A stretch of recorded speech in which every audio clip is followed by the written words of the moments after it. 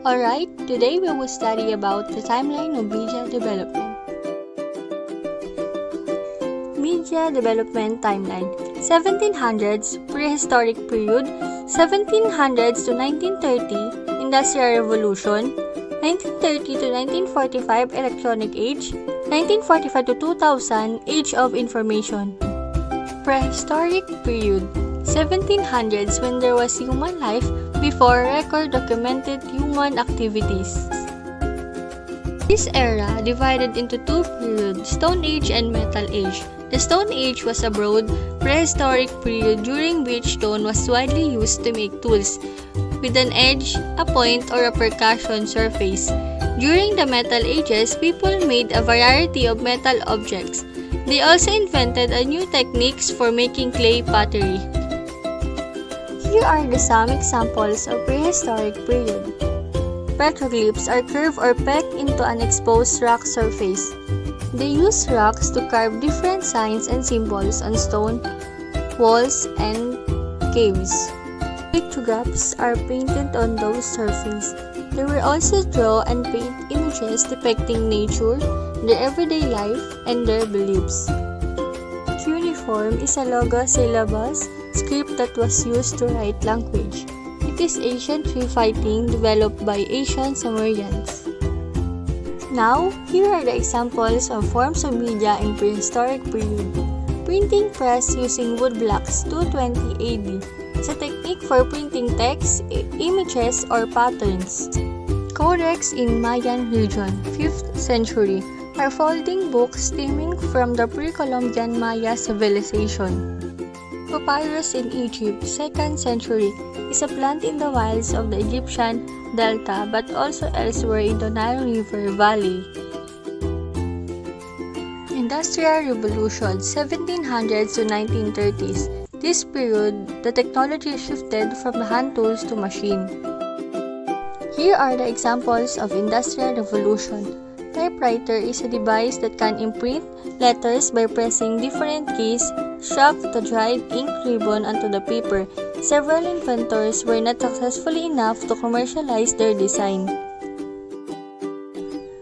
Telegraph, a system for transmitting messages from along a wire.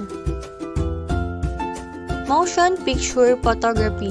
It is the device that works to capture some situation, and it is useful with these people can be updated. It photographs on film. It is rapidly succession onto screen by using light. Additional information: Christopher Latham Scholes succeeded in designing the first practical commercial typewriter. Samuel Morse generated a set of code used to interpret static signals known today as the Morse code. Sir Alexander Graham Bell created the telephone, an apparatus that allows human voice to be transmitted and received simultaneously over long distance.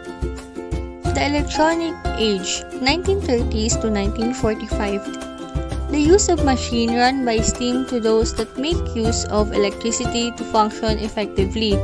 It was the beginning of the new age of faster communication and transmission of information all over the world. This period, electricity is important because it has the part in our society to have communication and create machines. Here are the examples of the Electronic Age.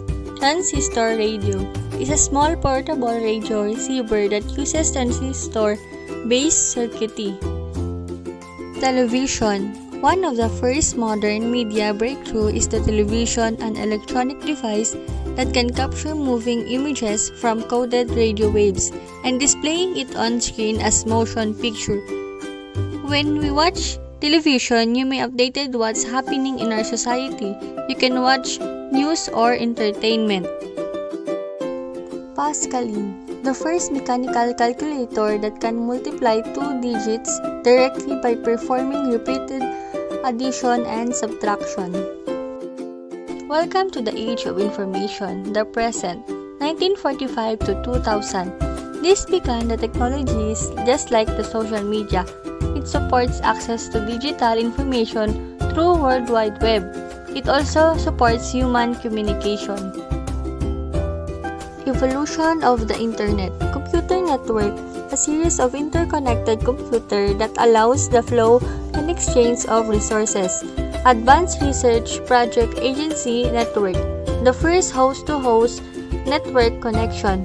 Email, electronic mail, a digital system exchanging message using the electronic devices. World Wide Web, or also known as WW. It is the combination of all hypertext transfer protocol (HTTP) resources available for users of the Internet. Web page. It is a document for the World Wide Web that is identified by a unique uniform locator (URL). Web browser. These are the software applications that allows the World Wide Web to display different contents for the users. Social networks. These are the virtual communities allowing people to communicate and share ideas.